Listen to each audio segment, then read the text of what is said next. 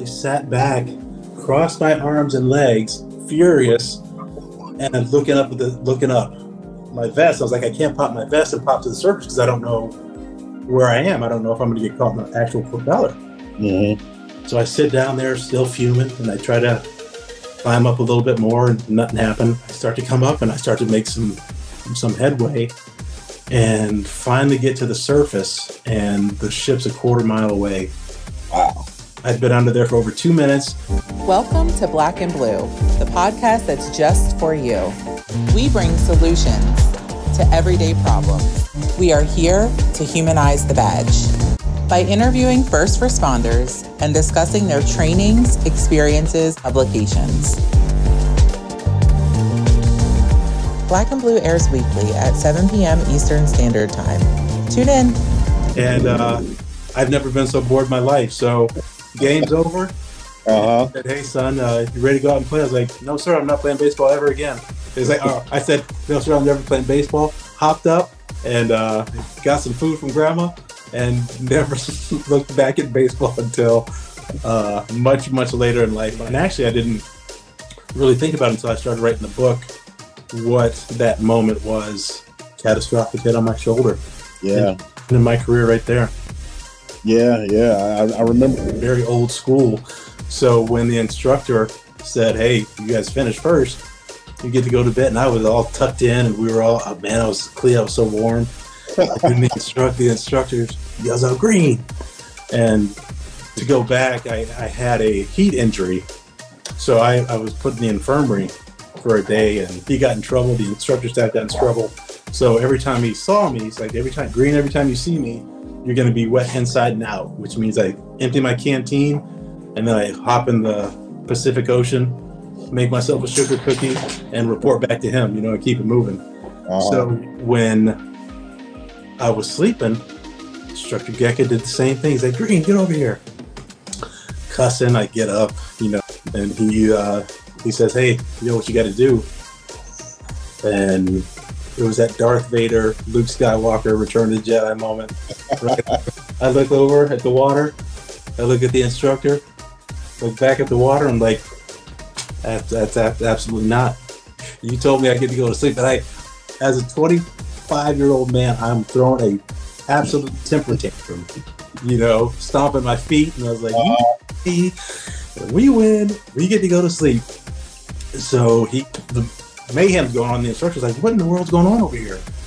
And Chief came over. He's like, Greene, what's going on? I was like, well, and then I had the same fit all over again. I was like, he told me we get to go to sleep.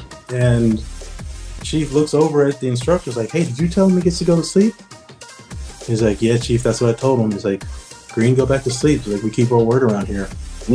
And that was such a profound moment. And hadn't slept in days, right? But that memory was so burned into my psyche that it's like, okay, this is how we do business. No matter what, we keep our word. And it was a throwback to what my parents taught me.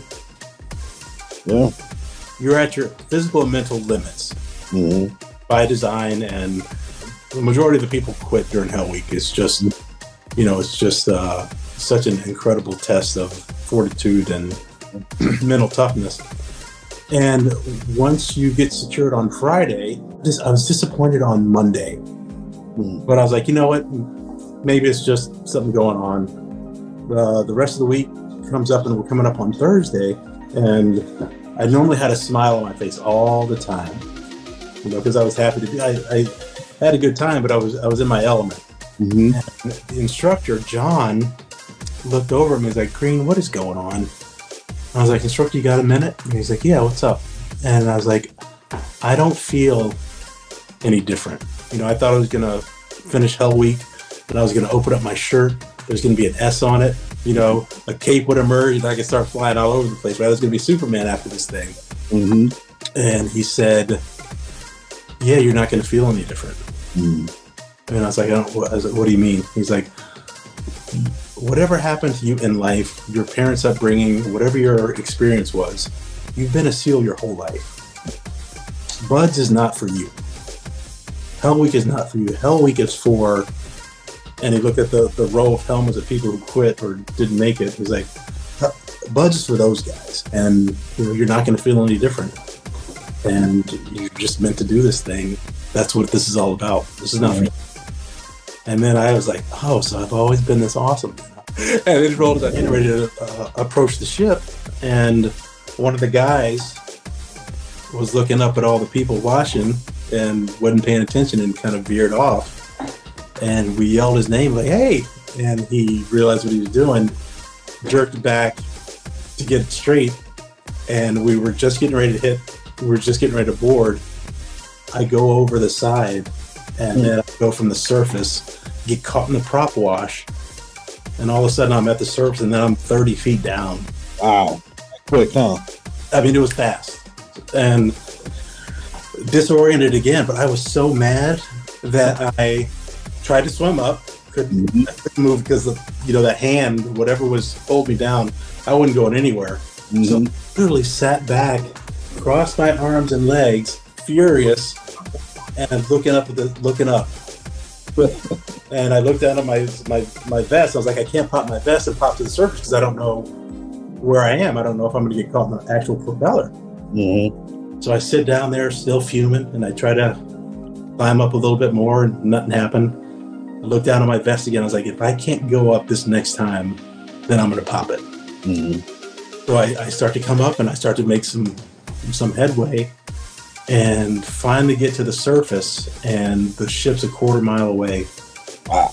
I'd been under there for over 2 minutes. My platoon thought I was dead, and this head pops up, enraged, right? They from as far as they can see, they're like, oh man, he's mad. Ooh, he's mad. So they come up and rescue me and pull me on board. They're like, hey man, you might want to rethink this water. They start to